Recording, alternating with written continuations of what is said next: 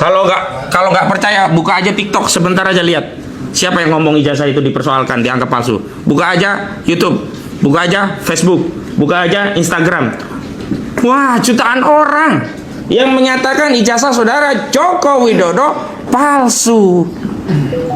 Tapi kenapa hanya 4 orang yang dilaporkan Pak Jokowi? Oh, itu kan yang memicu. Enggak bisa, hukum itu bukan hanya melakukan perbuatan, yang turut serta pun harus ikut diseret, karena ada pasal 55 ayat 1 ke 1 KUHP. Biasanya polisi seneng banget tuh pakai pasal 55 ayat 1 ke 1 KUHP. Enggak ada urusan pun ditarik-tarik. Oh, ini turut serta perbuatan. Tapi dalam perkara ijazah palsu ini kenapa dipilih hanya 4 orang? Kenapa nggak seluruh rakyat yang hari ini menyatakan ijazah saudara Joko Widodo palsu itu juga dibikin LP gitu loh? Bikin aja LP seluruh polisi di seluruh Indonesia, kan bagus. Perkarakan saja seluruh rakyat Indonesia, kan bagus. Padahal ada cara lain yang elegan, tunjukin aja ijazah aslinya, selesai. Kenapa harus begini gitu loh? Jadi saya kira polisi dan saudara Jokowi ketika membuat laporan hanya kepada 4 orang, berarti dia menganggap hukum di negara kita itu tidak ada asas equality before the law. Seolah-olah ada perlakuan berbeda kepada 4 warga negara, yakni Rismon Hasyolan, Roy Suryo, Dr. Tifa dan Rizal Fadilah, sementara yang memberikan privilege, ya, perbedaan fasilitas kepada yang lainnya yang sama-sama mengatakan ijazah saudara Jokowi palsu. Karena itu saya minta kepada seluruh rakyat yang punya pandangan yang sama, mari kita katakan kita bersama Roy Suryo, kita bersama Rismon Hasyolan, kita bersama Dr. Tifa, kita bersama Rizal Fadilah.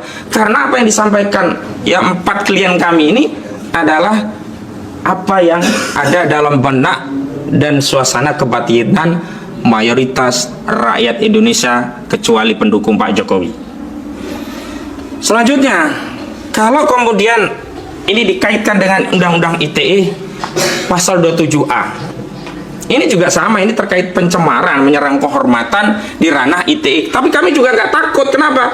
Karena ini maksimal cuma 2 tahun, nggak bisa untuk nahan.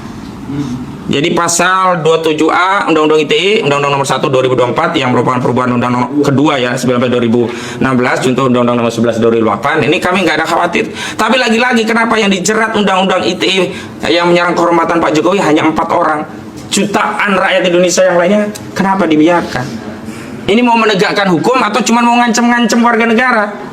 Mau menegakkan hukum mau atau mau mempolitisasi, mengancam dengan sarana hukum, seolah-olah ya dengan laporan kepada 4 ini, orang 4 ini bisa diam, bungkam, dan kemudian seluruh rakyat ikut diam dan bungkam. Mohon maaf saya tegaskan, Rismon Hasyolan Sianipar menegaskan dengan tegas tidak takut penjara, bahkan kalaupun harus mati karena membela kebenaran, membela ilmu. Dan mohon maaf saya kutip apa yang disampaikan oleh klien kami Pak Rismon ya Hasyolan Sianipar, saudara Jokowi bisa menipu pendukungnya, tapi tidak bisa menipu teknologi. Karena itu kami mau nanti proses pembuktian yang menjadi basic itu adalah pembuktian secara teknologi, jangan testimoni. Kalau testimoni, keterangan saksi udah banyak tuh yang bohong-bohong, seperti di kasus PN Surakarta, saksi-saksi yang dihadirkan untuk menjerat Gus Dur dan Bambang Tri ketahuan banyak bohong. Bahkan ada kepala SD Tirto Yoso, itu dia sudah non muslim tapi masih mengaku muslim, bohong. Kemudian ada juga yang menyatakan Jokowi itu pinter ya, ranking 1 terus. Ternyata enggak ranking 1 terus, bahkan mungkin bisa jadi enggak ranking 1. Ini kan bohong-bohong. Makanya basis daripada pembuktian kasus ijazah palsu ini adalah teknologi, bukan testimoni. Nah, yang kami khawatirkan adalah ini, penyidik ngikuti kemauan saudara Jokowi selaku pelapor. Kenapa? Penyidik memaksakan menyelundupkan pasal 32 Undang-Undang ITE yang tidak ada kaitannya dengan kasus ijazah palsu, semata-mata hanya dengan motif agar bisa menahan klien kami. Kenapa? Karena ancamannya 8 tahun. Ini nggak ada kaitannya dengan ijazah palsu nih. Saya bacakan ya. Pasal 32 Undang-Undang ITE.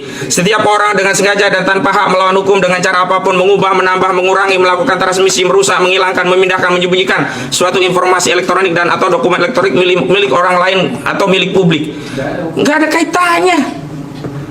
Dr. Rismond itu menganalisa font, bukan mengubah font.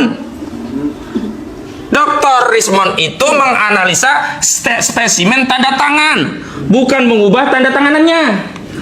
Dr. Rismond itu menganalisa pejabatnya, namanya dari Ahmad Sumitro menjadi Ahmad Soemitro, nggak pernah dikotak-kotik itu. Loh, kenapa muncul pasal 32?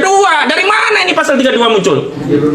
Ini yang namanya penyelundupan hukum dengan motif agar bisa menahan klien kami.